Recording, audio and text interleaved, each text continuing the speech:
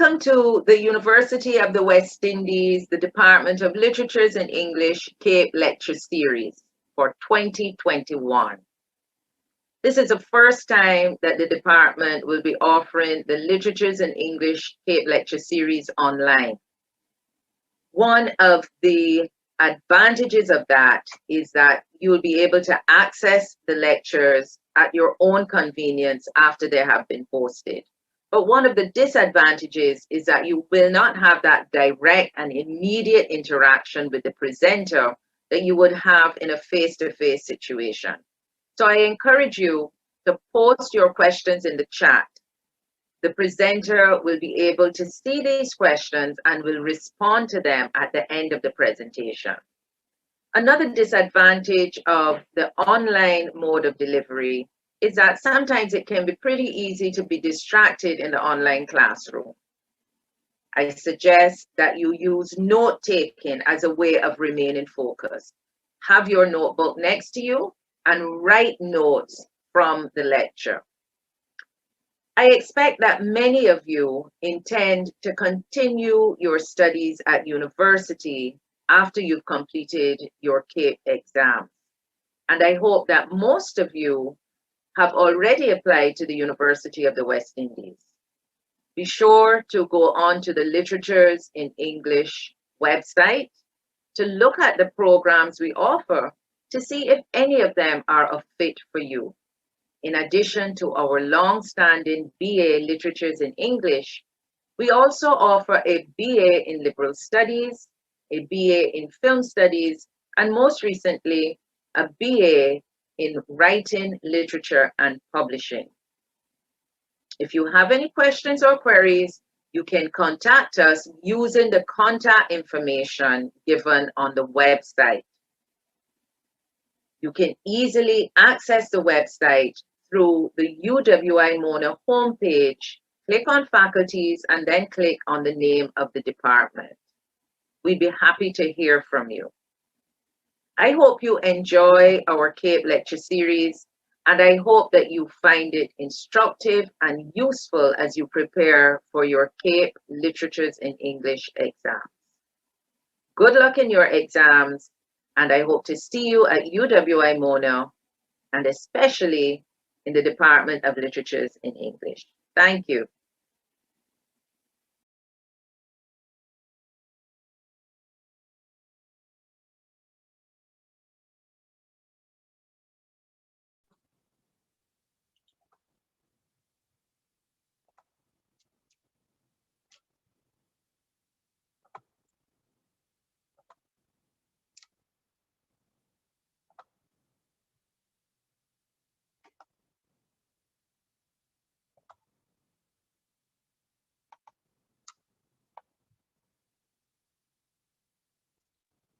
Good morning, everyone. My name is Miss Desiree Crooks, and I'm pleased to be presenting this morning on hard times.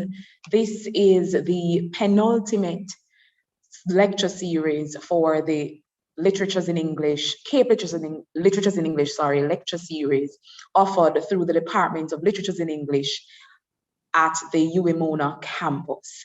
And I hope that following my presentation today, you will be able to find some benefit in it, and you will also be able to get nuggets that you can use to perfect your essays, perfect your discussions as you go into your exams soon.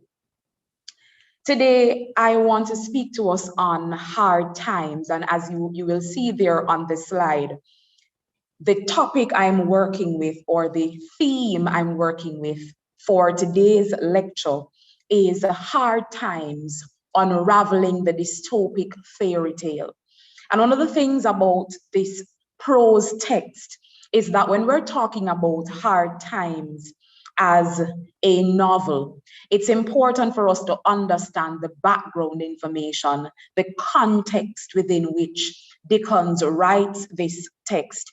And if we understand that, then we are able to understand how he presents all of the issues and concepts that he displays in this beautiful work. When we talk about the context then of hard times, there are several things that we have to pay attention to. We have to understand the fact that one, this is a text that was or is reflective then of the Victorian period, the period of Queen Victoria's reign, and as it says there, 1837 to 1901. And when we are talking about this particular period, if we know anything about our history, we will understand that the Victorian period is a period that saw the birth of the Industrial Revolution. So it was a transitionary period from pre-industrial era, the pre-industrial era, to the industrial. In other words, then, we are moving from a period when you had little to no machinery to a period where everything became machines.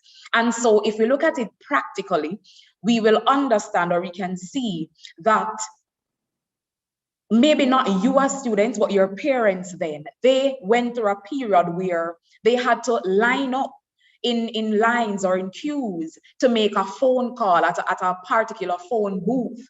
But in today's society, you have the understanding that everybody has a cell phone, from the smallest child in preschool to the most old person, or the oldest person ever, sorry. This person has a cell phone. And so we see then a period of transition then from people having little to no access to resources to them having a myriad of resources, specific then to this Victorian period and the Industrial Revolution. Machines took over. So a lot of people know, a lot of factories started to be built because they saw the need for machines to replace human beings. So no longer would people go outside then and dig holes to plant. You have machines. The backhoe, those big machines are used then to dig these holes. So you wouldn't need human labor, so to speak. It's limited, or it became limited. And so this was a marker of the industrial era. When we look at the context too of the industrial era, it's a period that saw rapid population growth. And it was so grand that we saw where people were moving to cities in England, for example. The population doubled at one point because of the rapid urbanization. And what we found, or what you need to understand then about this particular context, is that because these cities were now becoming filled with factories and all of these opportunities that persons saw, they were gravitating to this space, this city space that everybody wanted to be in. And so one of the things we understand, and I'll bring it back home now for us to be practical, even though this text wrote through the context or surrounded the context of England, we have to put it in our own context. So if we think about our own Jamaican experience, then we will understand that there are two cities. There is Kingston and there is Montego Bay. But then too, we know that everybody wants to live in Kingston or live in Montego Bay. They want to live close to the city. Why? Because the city comes with a whole lot of experiences. And in understanding this text too, we have to understand how the city is viewed. The city then is viewed as a space where the crowd is a feature. The crowd becomes a feature of any city. So if you have a city and it's not buzzing with activity and people, many people, then the city seems flawed in some way. So then, the context, the city space, people occupying this space, the crowd being part of it, is an important feature of the city. Another important feature of understanding the city too is the fact that with the city, there's the idea of performance. So we have to put on a show once we enter the city space. So, okay, I'm a country girl, I live in the country, and I behave this particular way in the country. So when I'm in the country, I dress in my regular clothes, my yard clothes, as we say in Jamaican context. But then when I'm stepping into the city, I have to put myself together. My face has to be made up. I have to be well put together because I'm putting on a show. It's a performance. And so the city has that feature. And so in this text, we recognize the city having similar features. The crowd, when Dickens describes it to us, he says, when the factories let out in the evenings, you see the hands swarming the streets almost. The crowd is there. And so, as by virtue of the fact that the city has this feature, you will have the crowding, you will have the space being overly occupied, because that is something that needs to be a part of the city. And so, understanding the Victorian period, understanding the onset of the Industrial Revolution, understanding the period around which he is writing, means we have to know what features he's reflecting, and he does so effortlessly in this text. Good. And so we saw then that in this period, there was a lot of capitalism, there was industrialization, and there was urbanization, all features that were not to be challenged. So these were issues, because if you have too many people in one space, then it's going to be an issue. If you have one set of persons controlling the means of production, and if we tap over into a bit of sociology here, when Marx speaks of the fact that you have the proletariat and the bourgeoisie, the fact that the bourgeoisie, those are the capitalists, those are the persons who own the means of production, those are the persons who own the factories. And so the proletariats are the persons like the hands presented in hard times who will have to work for these people. And so they have the ability, because the bourgeoisie controls the means of production, they have the ability to control the hands. So the lower classes of people, the lower echelons of society, is always and will always be manipulated by these capitalists. So there were issues in the development of these large cities. The population doubling is an issue, because once the city gets overcrowded, you're going to have other issues. So you're going to have things like crime increasing. You're going to have drainage issues. You're going to have lack of housing. You're going to have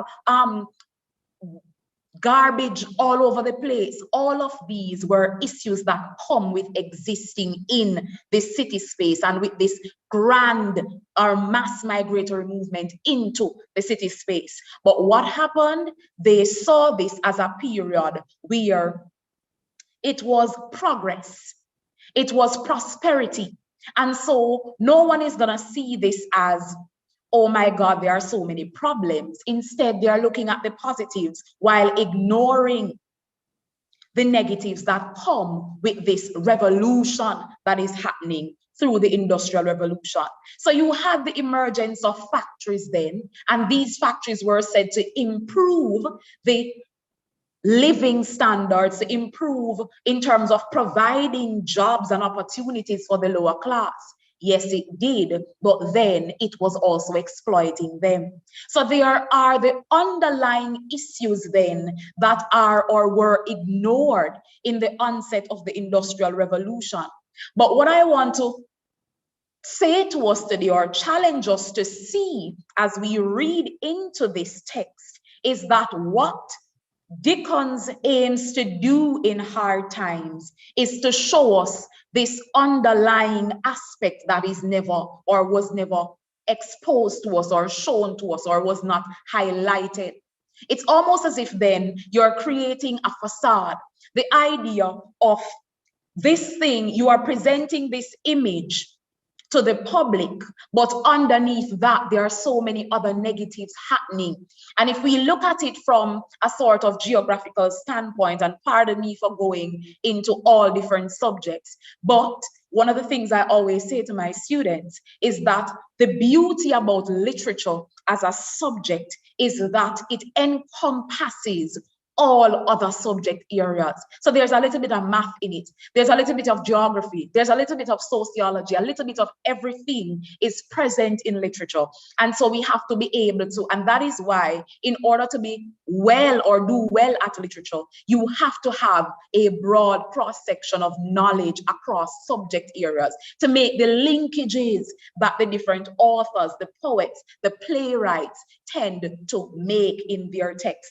So then I get back to the point that we can see that even though the jobs are being provided, even though there is growth, even though the cities are expanding, even though you see development that is occurring because factories are being built and these large buildings, we don't recognize the underlying issues that are affecting or that are causing great, or that can cause greater problems. And so I was using or making reference to geography when you have that sort of undercutting.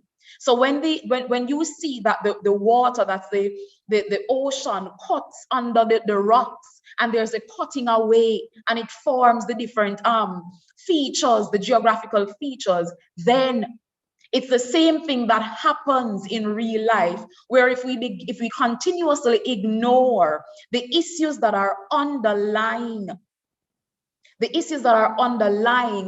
picture that we are painting, then they become sore points. They turn out into sore, as Jamaican people would say. Good. And so we have to understand then the things that are not presented, that are not seen. We have to be careful of glorified things, because underneath that has to be some sort of issues that are not highlighted. And so I get to the point of suggesting to us then, what is the big question? What is the big question in this text? In other words, why did Dickens give the text the title Hard Times? If he wants to talk about the Victorian period, where there is growth, where there is advancement, where there's factories, there is employment, people are getting jobs, all of these things are provided. Why then title or give the text the title Hard Times? And I answered that for you earlier. The reason behind this is the fact that Dickens in this text aims to show us the part that, or the story that has never been told. He aims to show us the underlying issues that come beneath the beautified or glorified industrial period, where there was this growth and advancement.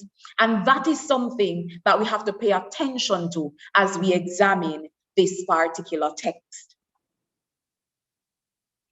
I get then to my title, or the title that I have given to this particular lecture, Hard Times, Unraveling the Dystopic Fairy Tale.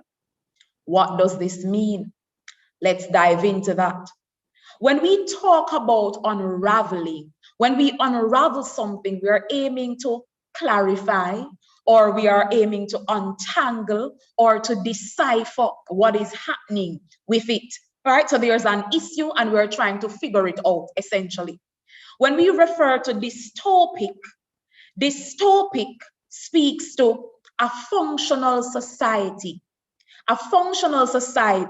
that is undesirable, in the sense that it's marked by great suffering, it's marked by struggle. So in other words, a dystopic society or a dystopian novel, as Hard Times is often classified as, suggests that a society or a community is functioning, or it appears to be functioning, but the living standards, how people are doing, is not so well. They are suffering beneath the facade that is created. And so that's why we get the term dystopic.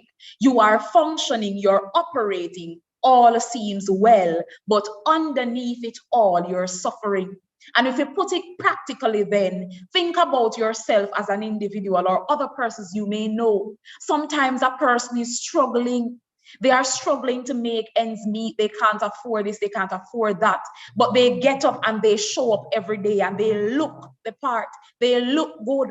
However, if you don't know the story underneath it, then you won't know that this person is struggling. That is the idea then painted by a city or a community that is dystopic.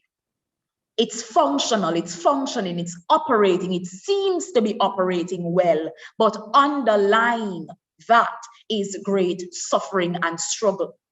There is also the fairy tale that becomes a part then of this title that I want to, or the understanding I want us to get from this particular text. The fairy tale being that fabricated story, that story that is told that aims to paint that picture of something that is real, but is really not so real, right? And so it seems believable, but when you look at it practically, it is not real. And so we get the context or the concept then of a fairy tale. In other words, then, the title of today's lecture is asking us then, how do we pull apart this novel to understand how these people seem to be functioning in this society, creating a facade, suffering. The story that they're selling seems so believable, though. So they are suffering, they are struggling, they are experiencing hard times, but underneath or outside of that picture, it seems like the city is booming, it's functional, it's happening. And so, as I always tell my students, in terms of, it's not enough just to know what happens in the novel. That's one aspect, but we have to understand it in the context of how the exam asks you or will ask you questions. So I have on screen then an example of a past paper question on this particular module. Story titles heavily influence the meaning and the significance of narratives. With reference to one British, American, or post-colonial work of fiction that you have studied, discuss the extent to which you agree with this statement. And so the rest of my presentation will surround this concept of the story title and its significance, the influences that are present in this text. But importantly, I want us, in examining this question and any other question that you will get in this section of your exam, you have to examine the how. So there's the how and the what. And so that's why my question there says, how does Dickens help us to unravel this dystopic fairy tale? How does he do it? What is important and what examiners want to see as you write your essays for this module and all the other two modules that you will write on is how you pair the how and the what. And to do a quick review here, the how speaks to the techniques that the author uses, the form. So in your syllabus, you will see a section that says you must make connection between form and content. The form there would speak to the techniques. How do we get an understanding of the various issues of this novel? How does Dickens reveal to us the varying concepts present in this novel? How does he do it? We have to see and know and be able to identify and effectively discuss the how. And so we have to be able to talk about the techniques he uses. We also have to pair that with the what. The what meaning, what are revealed? What are the things or the concepts revealed through these techniques? And the what there becomes the themes, right? The content then. So again, form and content equals technique and theme. what techniques are you using, to what techniques does what techniques does the author use, and how and what does he demonstrate with it, those themes. So the how and the what must be carefully seen or shown as you develop your essay. The techniques and the themes must pair together. If you only speak about themes, your essay is lacking in adequate analysis. All right? We continue then in this discussion of the techniques then that Dickens utilized in hard times. One of the central techniques would be characterization. And there are several characters that he uses throughout this novel to show us the idea or the representation of hard times in different ways. The dystopia or the idea of the dystopic fairy tale in different ways. So the characters like Stephen Blackpool, characters like Sissy Juke, Mrs. Gradgrind, Louisa, Mrs. Blackpool, all of these individual characters presented in this novel are problematic. Their lives have serious issues. They are encountering serious issues, and as such then, they are or they become reflections of the hard times. So Stephen Blackpool, for example, he is that struggling hand, the struggling factory worker who is trying to make ends meet. He also has to deal with a drunkard wife who comes in and appears whenever she feels like, and he has to depend on another female, Rachel, to act as support then when he's encountering or going through these issues. So his life then is not only frustrating at work, but it's also frustrating when he gets home. And so he experiences hard times at work and at home. His personal life is problematic and his work life is problematic. Good. And so we see then that his character becomes a demonstration of hard times. Sissy Juke, girl number 20, as she's referred to by Mr. Gradgrind in the classroom that is presented in the opening chapters of this novel. We see where this young lady is a young lady who is encountering significant struggle and suffering. So she had her father, but then he disappeared, he ran away, so she becomes an orphan. And so she's left to the world, open to the experiences of the world and whatever it has to offer. So at a young age, she has to now learn to figure out life on her own because she has no parents. Her father is gone. She has no mother. The only family she had at the time was the circus that surrounds or encircles her. And so with that, we get the understanding that Sissy Juke, as a character in this text, is a reflection then of the hard times that is encountered or would be encountered by characters in this play. Good. We can also look at another narrative technique that is employed by Dickens in this text, and that is imagery and symbolism. When we talk about imagery and symbolism, it means we have to identify symbols or images presented in this text in order to compare them or to show how they become important.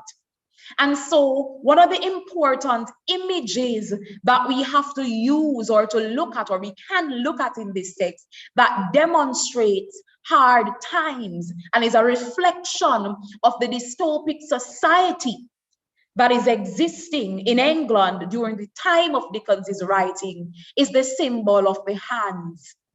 The hands then is a profound image in this text that becomes symbolic of the workers, the proletariats, as Marx would call them, the factory workers, They are not classified by their names, but they are given a title, hands. And it's interesting then that Dickens use or refers to them as hands because they are reduced almost to what they are able to do with their hands. In other words, then, you're not important other than the work you can do for us with your hands. So the only importance you have in this life, basically, is the fact that you have or possess the ability to work in these factories and to make money for us, the capitalists. And so the hands then becomes an important image and by extension symbolizes then the anonymity that exists with the workers. So they are not known by names. They are known as things or by things. And so there's a term in literature that is referred to as the thingification of human beings, making them into things rather than individual. So they are reduced from being people to being a thing, to being a hand, something. And so it means you're reduced because of the skill that you possess, the skill that you have. Then another set of important images that become symbolic in this text or references would be the circle and the square. And this is important to understanding some of the themes that are brought out by Dickens in this novel.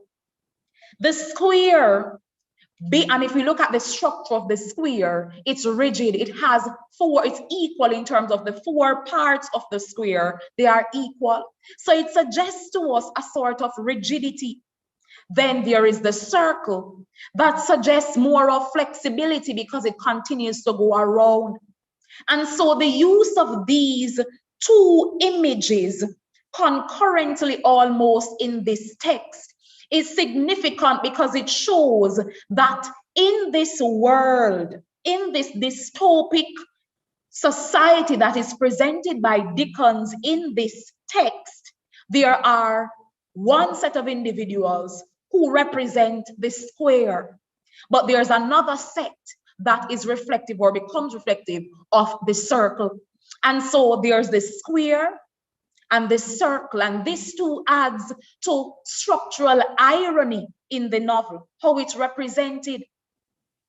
So there is the square, the rigid people, the people like Mr. Gradgrind, Mr. Machacomchild, Mr. Bounderby, all of these people who are a part of this construct in this society, that this is how society must work. There's a straight line and we must follow that line. There are certain values and that is what you must follow. But then you have individuals who are represented by the circle, individuals such as the community that is presented as the circus in this text.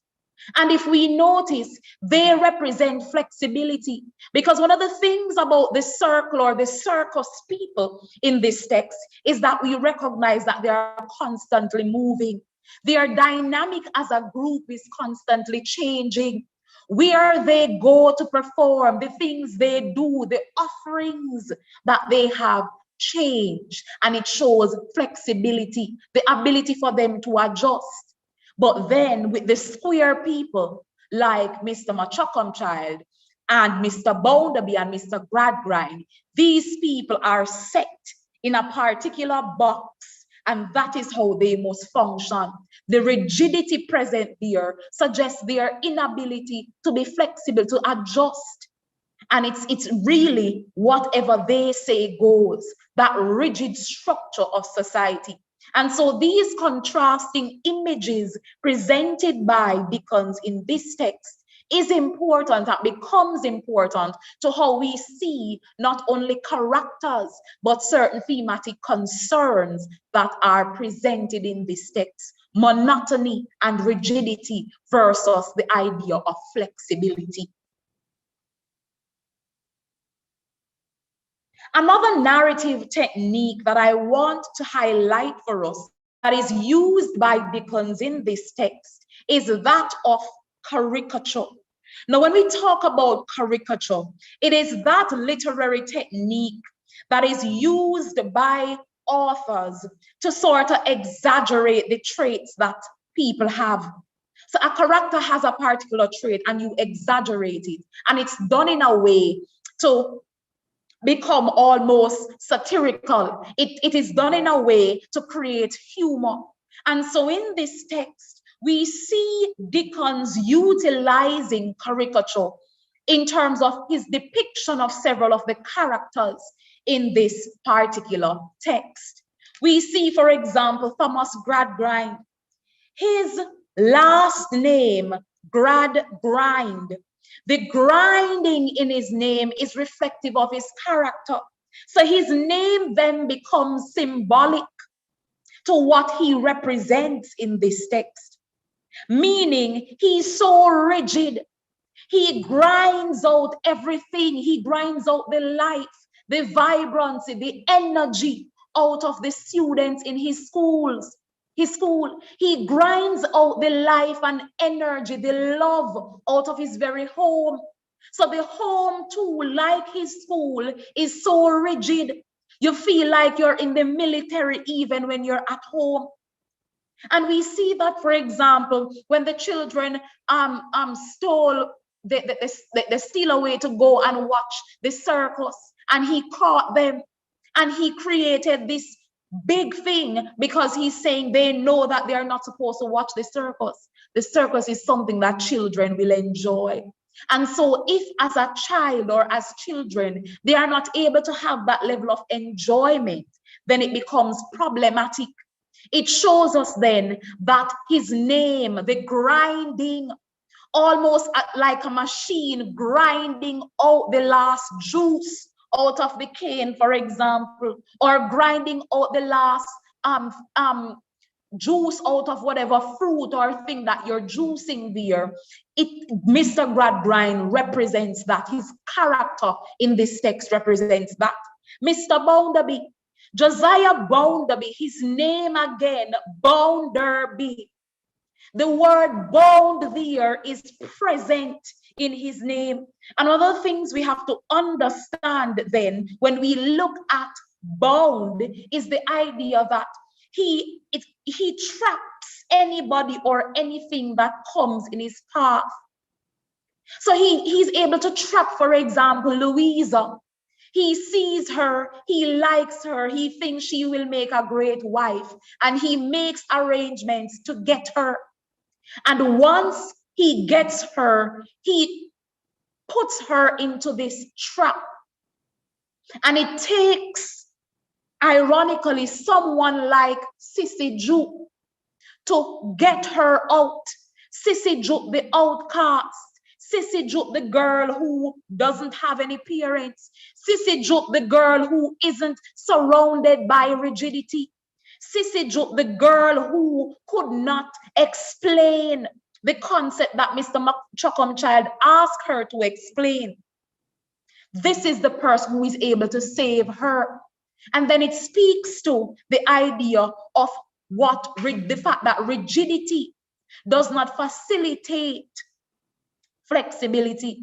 It doesn't facilitate you adjusting. It doesn't facilitate you knowing how to function in different situations, because your operation is that life functions in one way at one particular point all the time. And as we know, life, society, it doesn't function like that. It's always changing, ever dynamic. Good. And so Mr. Bounderby's name then is a representation of entrapment.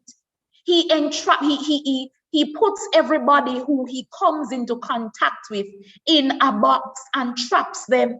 Mrs. Sparsit as well. He traps her. His own mother. He traps her. He puts her into that trap. The trap of his story, presenting her in a particular way to satisfy his own theory of life and how his life played out, the image or the facade that he was creating. That is important as well. In terms of caricature too, we can talk about Mr. Machacum Child. Embedded in his name there is the word choke, and there is also the word child. And it is ironic and interesting as well that Dickens places him as the school teacher. He is introduced to us as the school teacher in this novel. So he's in charge of children. And his duty then is to work under the regime of Mr. Gradgrind, grinding out the life, the energy, the vibrance out of these children.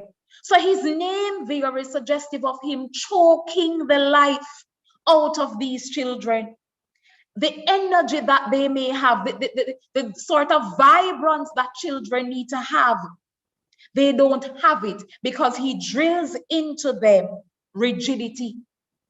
The ironic thing about this, or the interesting thing about this, is that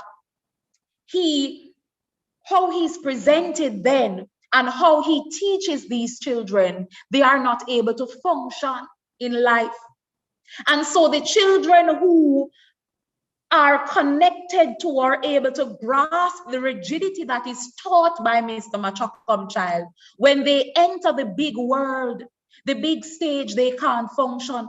So the children in the classroom, Louisa, her brother, when they enter the big world and they're supposed to make decisions and figure out how to go through life, they can't, because the rigid structure of the classroom only taught them mathematics and words and how to use big words, but not how to function in life.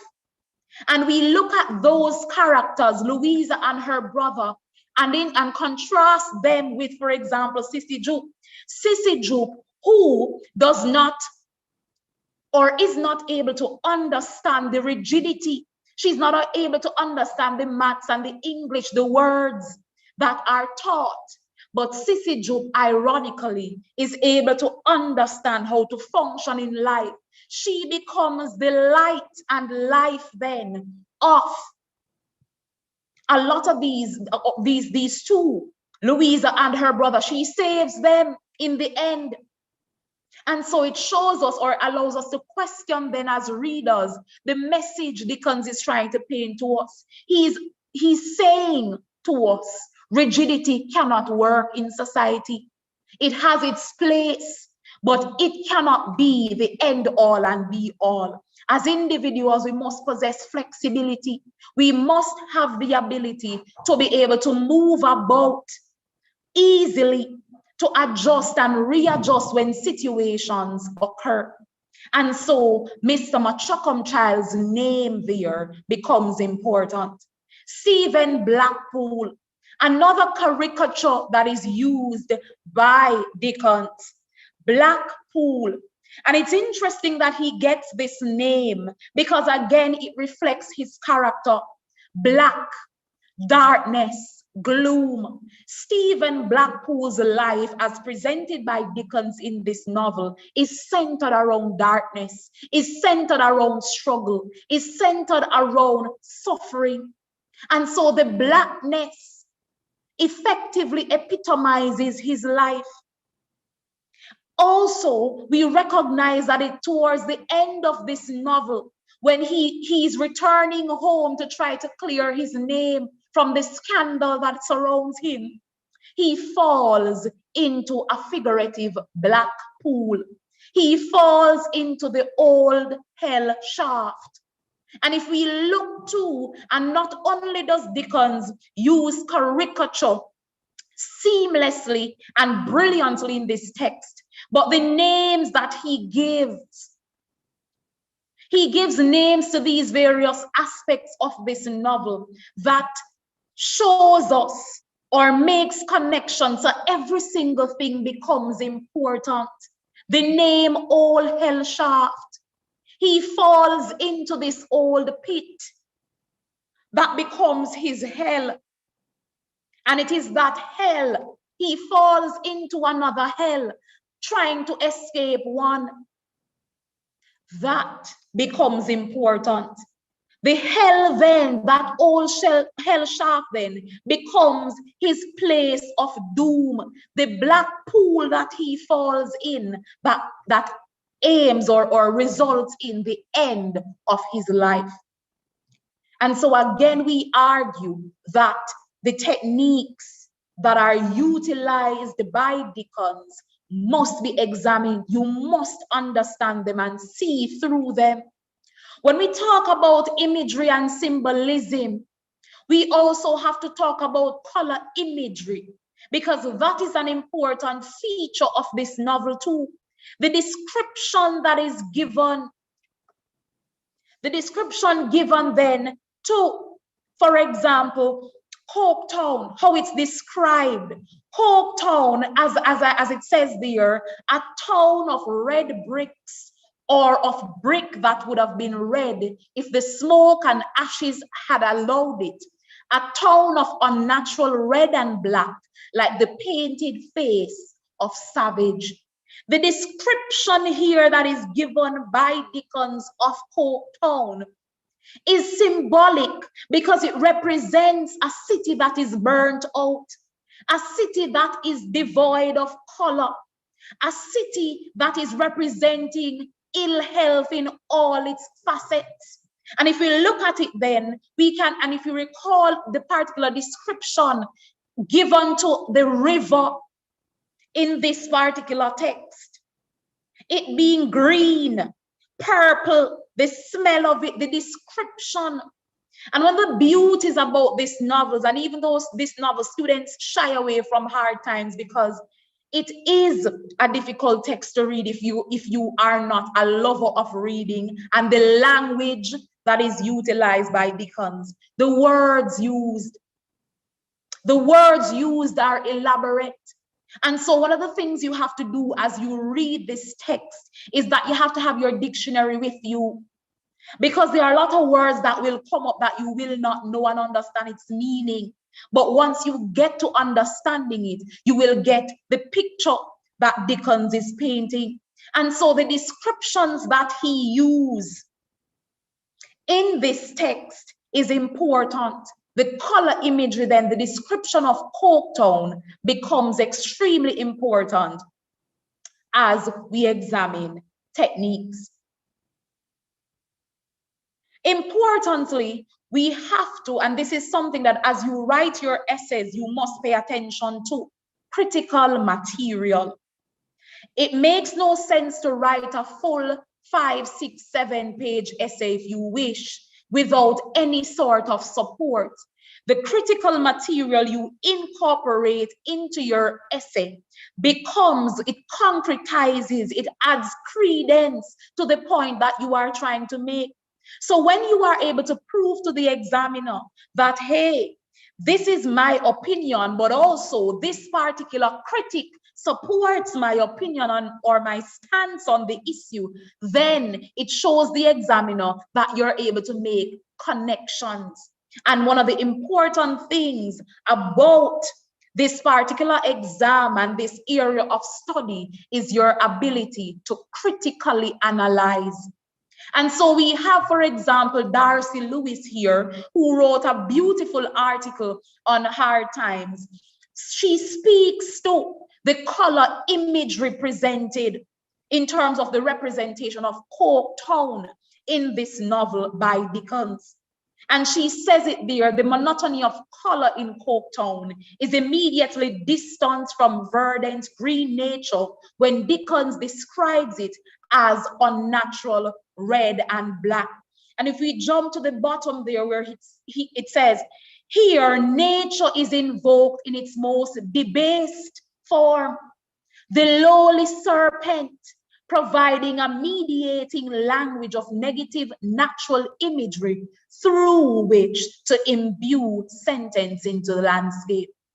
Beautiful statement there made by Darcy Lewis. She is simply saying to us that the image, the description that is presented by Dickens in this text not only shows the hard times reflecting on the characters, but it also shows the hard times represented through nature. Nature too is crying out. Nature too is suffering under the guise of advancement, under the guise of prosperity that is presented through this city space. Another technique that we can look at under, or we are continuing imagery and symbolism, but we're looking now at light and dark imagery.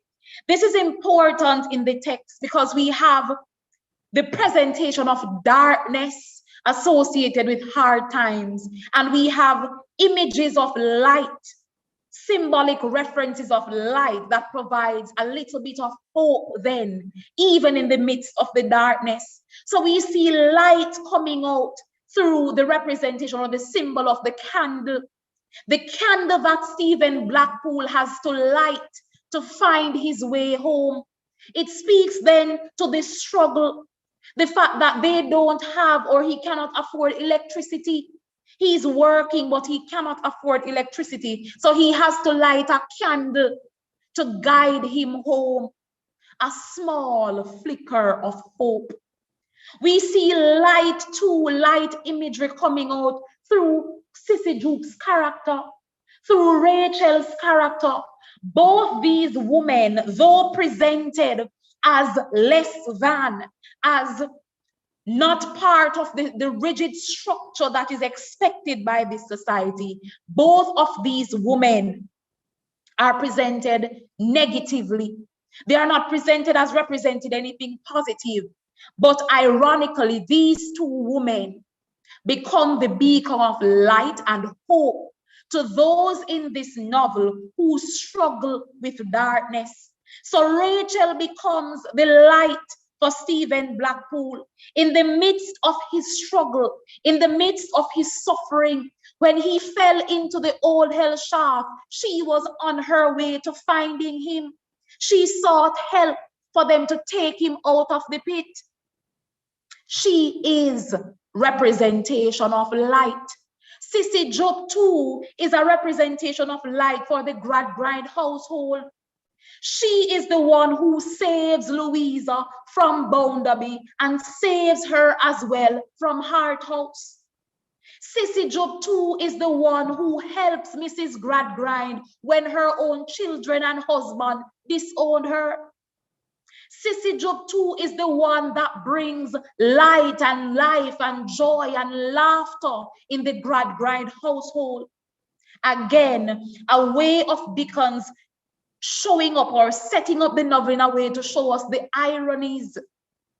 The fact that the people who you put as outcast, the people who you will ignore, the people who don't seem to fit into that perfect structure that you have, end up being the people that are most beneficial to the process of life, the people who are able to provide significant impact when it's needed most.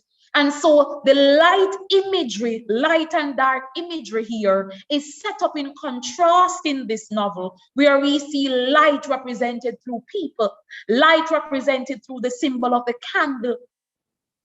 And this is operating in the midst of the cloud of gloom that surrounds Coketown, that surrounds the lives of the Gradgrinds, Stephen Blackpool, Bounderby, all of these individuals who are encircled by that pool of darkness. Another technique that we have to pay attention to as we examine hard times is biblical allusion. There are several biblical references that are made in this text. We see the reference to Judas Iscariot, that follower of Jesus who deceived him. We see Stephen Blackpool in this novel being compared to Judas because he does not agree with and support the stance of the other factory workers.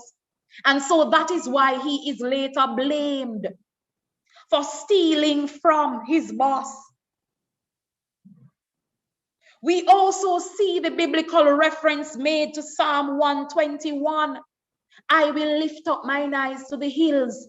In the last chapters of this novel, for example, where Blackpool states his final words then to Rachel was, look up to yonder, Rachel, look above. That statement makes or alludes to Psalm 121 that speaks to I will lift up mine eyes, because he's suggesting to Rachel here that she needs to look to the heavens to find hope. It's in a sense him warning her that my life is coming to an end. So you have to look to the heavens, to the supreme being, to God then, to find that hope that you will need to survive hereafter. Because Rachel was heavily invested in Stephen's life. If we didn't know better as readers, we would argue that she is almost his wife. If he didn't have a wife, we could easily say she is his wife because she was invested as a friend in his life. And so that is why she made every effort then to make life or make the best out of life or show him that life can get better. Another narrative technique or narrative strategy used by Dickens in this text that we need to pay attention to is irony. And in this text, there are structural irony and situational irony. There is structural irony in the way that Dickens arranged the text. The seasons, he divides the novel into 3 books: sowing, reaping, and garnering. The idea of seasons then are presented or is presented in this text. The 3 books would indicate to us or suggest to us then as readers that we're going to be looking at seasons. But one of the ironies then that Dickens make, or he manipulates the idea of this structural irony, where he is presenting it as seasons, but it's not so much so. It speaks to then the contrast between human will and divine will. What human beings want, which is the factories and the jobs and being in the city, to what nature wants. So the city then, by virtue of how it operates, is functioning in contrast to what is expected by nature. So the pollution by the factories, the smoke in the air, all of these things are working against nature. So Coketown's monotony, the factory life, the industrial life, is functioning differently from what nature wants. Good? And so it's almost as if the seasons are not in tune with nature. So you know that seasons, you have spring, summer, autumn, winter, and those seasons are facilitated or those seasons are associated with nature. However, there's a problem. The city is not functioning how it is expected to. So you're able to move, or you should be able to move from one season to another, but that doesn't happen. To suggest then the dystopic space, the dystopic city of Coketown that appears to be functioning, appears to be working well, appears to have production going, but the underlying issues of Coketown is not operating with the seasons. It's not operating with nature. And that becomes problematic. There's also situational irony in this text. We see where there is irony in the presentation of the female characters, Sissy Jupe and Rachel, for example. These, as I would have highlighted previously, these 2 females are seen as failures, as outcasts. They don't have a place in this rigid structure of Coketown. But the situational irony is, and I would have pointed this out when I was making a previous point, these are the individuals, these two women become the saviors of these people who are suffering and struggling. Again, Rachel being the epitome of the perfect wife, the good friend, the confidant that is needed for Stephen Blackpool. Sissy Joe, even though she could not learn the numbers and the words and provide the explanation that was needed in Gradgrind's rigid classroom, she was able to become almost like a fairy godmother to save Louisa. She became that caregiver to Mrs. Gradgrind when her husband and children literally ignores her in their home. She becomes a savior for Tom when he gets himself into problem. She uses her safe space, the circus, her family. She allows him to be able to go into the circus and be a part of the circus people so that he can be saved from the blunt or the repercussions of his actions. So Sissy Juke then becomes that savior. Rachel in the same way becomes that savior. And so these two women can arguably represent situational irony in this text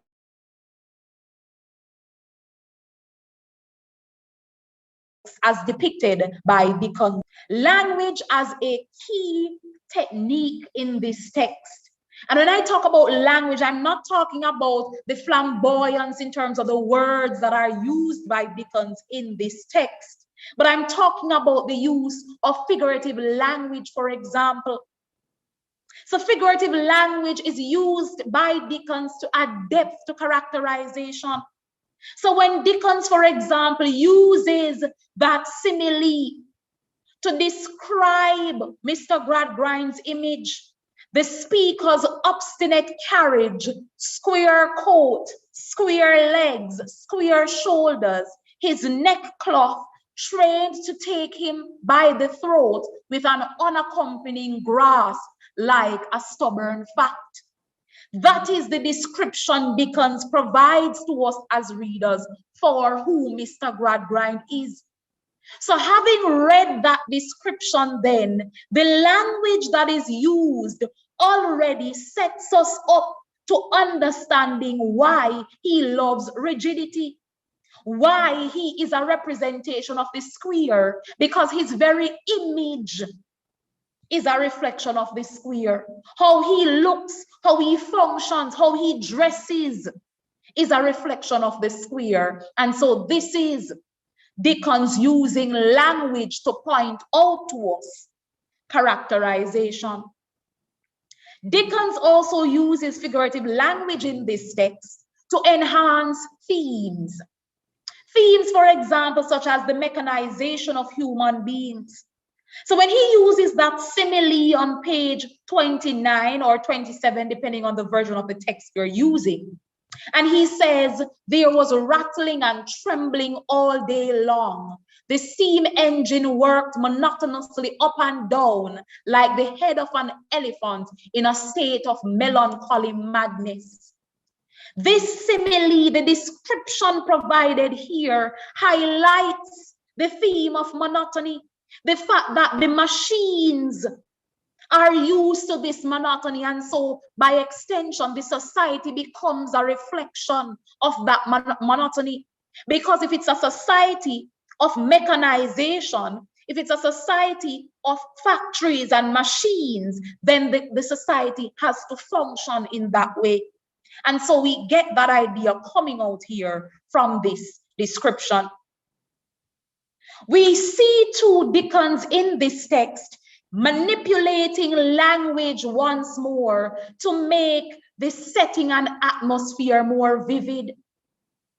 So the setting and atmosphere that is presented in this text shows the negativity, shows how the city is contaminated then And so we get that in the simile, for example, in the description of what the Stone Lodge looks like, he says, life at Stone Lodge went monotonously round like a piece of machinery which discouraged human interference. That is a beautiful image that is presented there. That simile highlights the fact that in the Gradgrind household, it's so stiff, it's so rigid. Even the description of the home is a reflection of monotony. It's as if then you don't get a break from the rigidity. You never get a break from always being or operated in a particular box. And we know and understand then that even when you go out and you pretend, when you get home, it's a time to let down your hair, to relax, to calm, to be you, to take off the makeup and all of the fanciness that you put on, and you're relaxing at home. But there's an important point made by this reference. The point being made here is that this society is so rigid that there is no room for letting down your hair. There's no room for flexibility that comes with the circle space, with adjusting. It is always rigid. It is always monotonous. Good. And so we get that here from this description. Narrative structure is another technique that Dickens employs in this. He employs this in this text. Based on the divisions of the text, I said it earlier, he divides it in 3 books: sowing, reaping, garnering. And so by dividing the text in these 3 points or 3 parts, then he is arranging it in a way for us to understand it through the biblical allusion that is presented in Galatians 6. The fact that whatever you plant, that shall you reap. And so it shows or presents life as a cycle, the cycle of a plant. So you plant the seed, and the seed must grow, and then it must wither, and then it must die, and then you plant and it continues to go. It shows then, highlights the monotony of life, how life operates. Good. And so embedded in his arrangement of this novel, the structure of the novel, there is that circular functioning, the monotony of life as monotonous, not only in this novel, but how a cycle operates. And so in book 1, where he entitles this section Sowing, in this section we recognize that things are engraved or etched into the minds of those who occupy the space of Coketown. So they are used to, particular things are embedded in them. And it's interesting that it is in this book, the novel starts with the classroom to suggest then that you learn rigidity, you learn how to function in this city space from the classroom. So in Mr. Gradgrind's and Mr. Machokumchild's classroom, you learn how to function, how to operate on the basis of monotony. That's what is sown into you. So the seeds are sown into you at this point. And we see that happening in this book of the text, in terms of structure. The second book is entitled Reaping. And what happens in this second book in terms of the different chapters, you see the effects of the seeds that would have been planted in the previous book. So they are reaping now the issues. So they sowed into them, or it was sown into them, rigidity. And so when life happens and they have to now go out and function in real life, the problems start to arise. So Louisa and Tom would have been in Gradgrind's classroom. When they get to the midsection of the text, the reaping section, you see Louisa struggling in her marriage. First of all, she didn't even have a choice in her marriage. It was forced upon her and she had to accept it. When Harthouse came afterwards and was forcing himself onto her, she could not do anything about it because she did not know how to function in that way. She knew math, she knew words, but she could not utilize them in an effective manner in real life. And so the problems, the consequences of what she would have been taught she's now reaping those in book 2. Again, the structure that Dickens presents is interesting in this novel.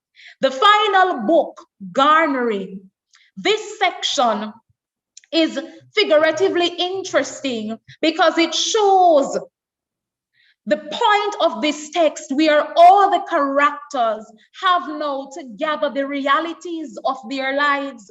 They have to come to grips with the situation that they are in. They have to come to grips with understanding that, look, this would have been sown.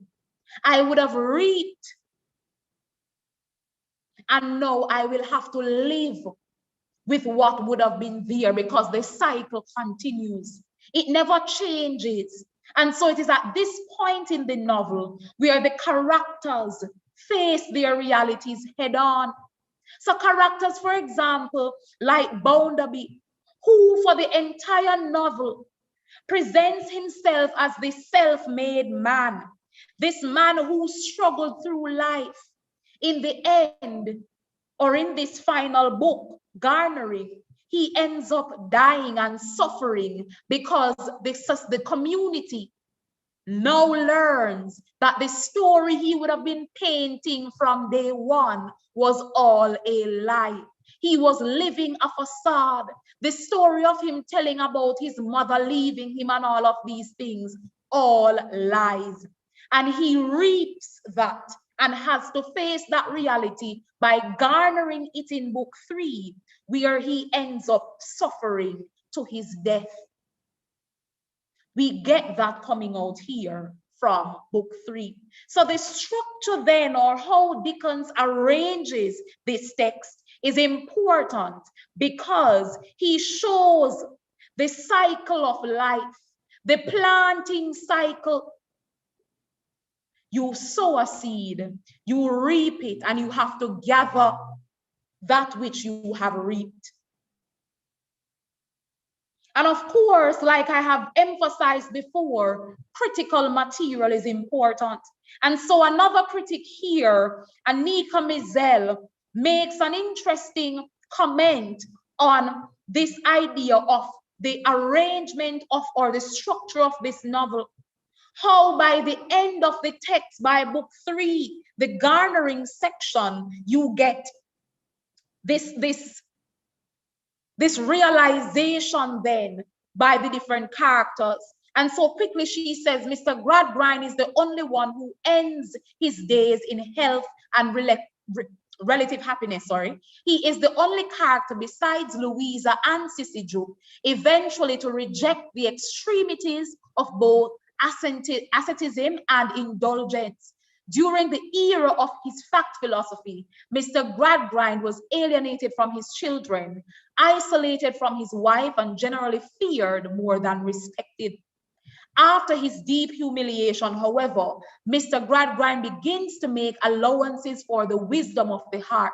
Although he makes bare the consequences of his past decisions, Gradgrind ends the novel a better man, reconciled to his family and reformed in his pedagogy. His departure from asceticism brings lasting rewards. Good. So this particular criticism comes about Gradgrind. He tries, when he recognizes what his reality is, he tries to make a change. And we can argue that to an extent it helps him, but all the other characters don't have that luck. They end up dying or suffering, them reaping, gathering what they have reaped, and have to live with that reality. And so we get to the point then of talking about the dystopic fairy tale. So we've talked about the structure, but again, we can argue, and this is an interesting point that I want us to look into as we examine this text, that what Dickens does is that he creates fairy tales within this text. So there is the dystopic fairy tale of the Cinderella story. And by dystopic fairy tale, I'm suggesting here that the fairy tale as we know it is presented, but it's thwarted. It's done in a different way. It's done in a problematic way. Because remember, a fairy tale is usually positive. It usually has that happy ending. But the irony of the situation is the fairy tales presented by Dickens in this text don't end happily. Hence the description of it as the dystopic fairy tale. So we have the presentation then of the Cinderella story. Sissy Joe acting as the fairy godmother. Sissy Joe comes to the city as Cinderella and eventually becomes the fairy godmother, trying to save Louisa. And we know how the Cinderella story operates. There's the Beauty and the Beast fairy tale.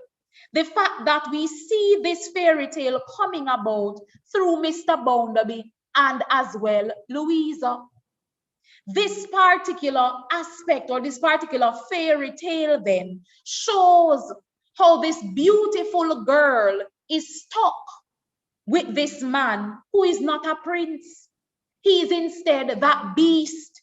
And so life doesn't end happily for her because she ends up having to try to escape from him because he literally was aiming to bound her and trap her.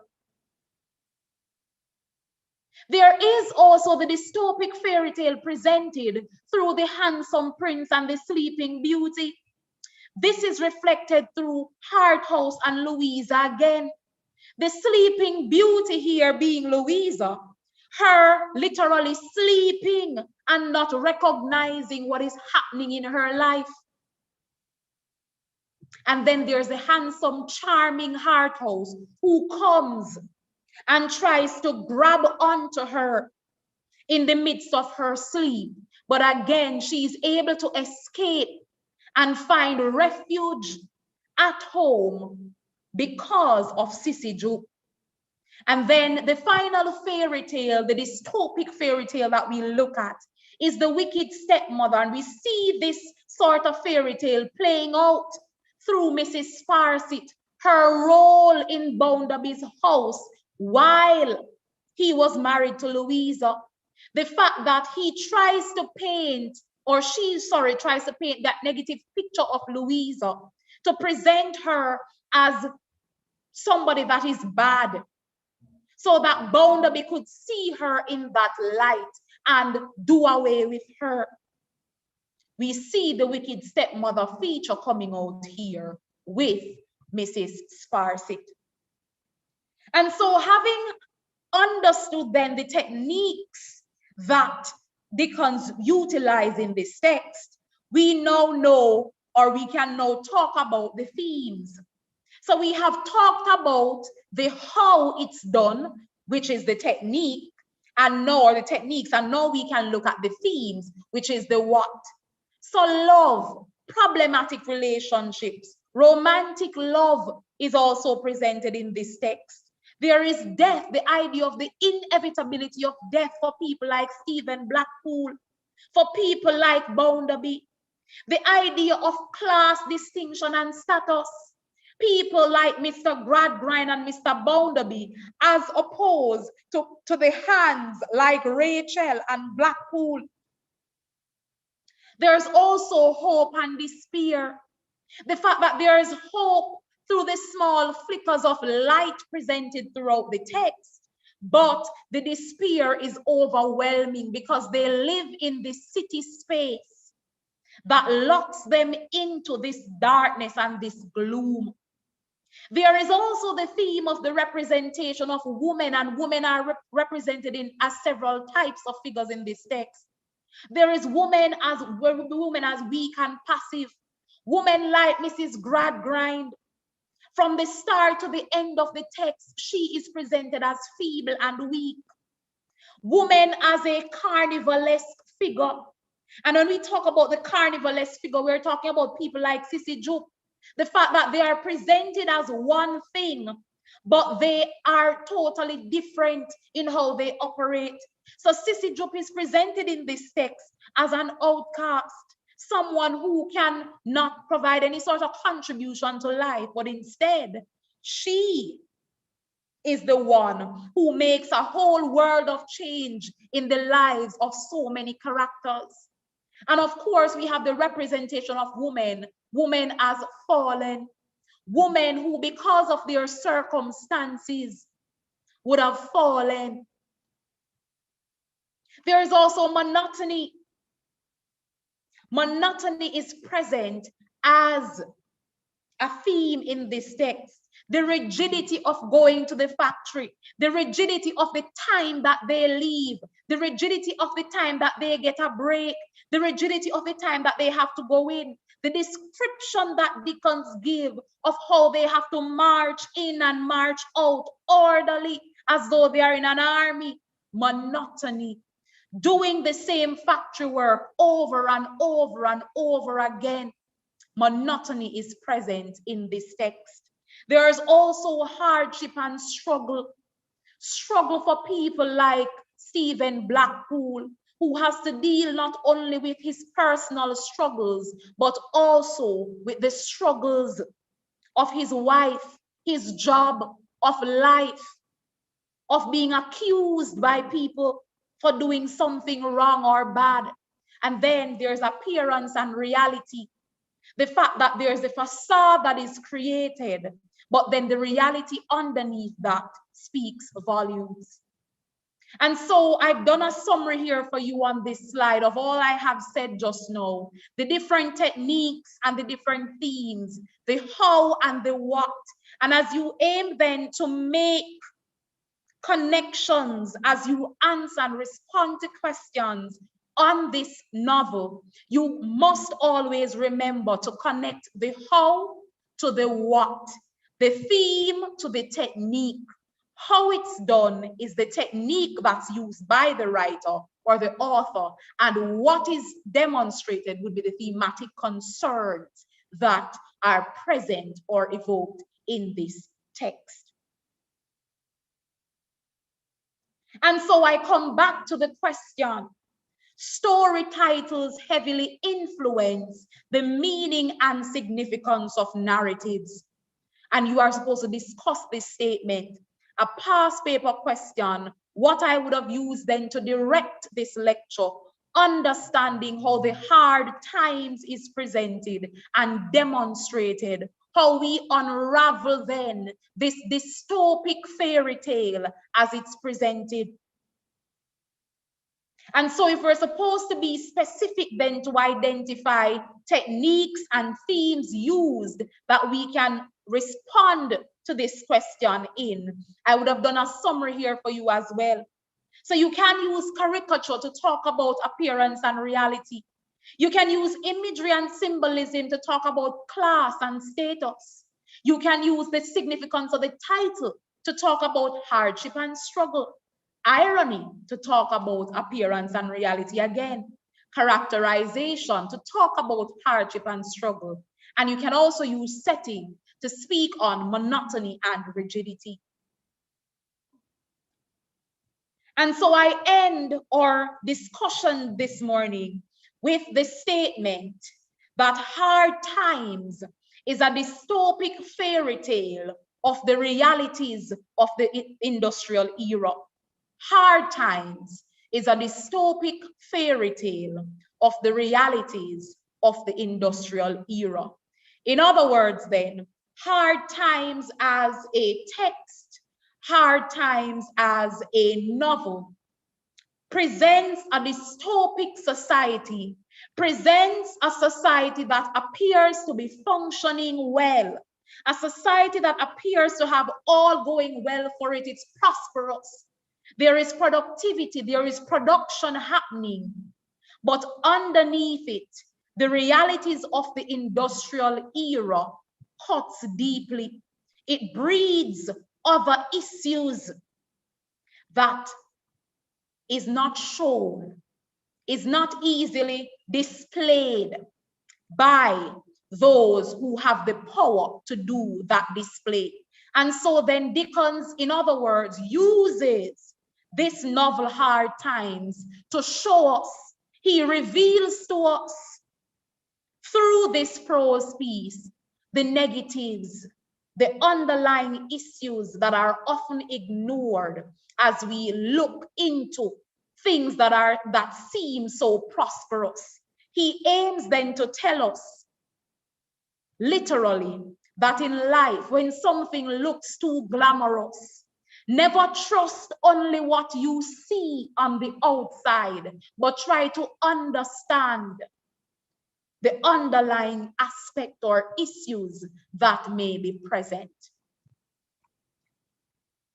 Any questions? Any questions? Any questions for me? No questions? I'm not seeing any.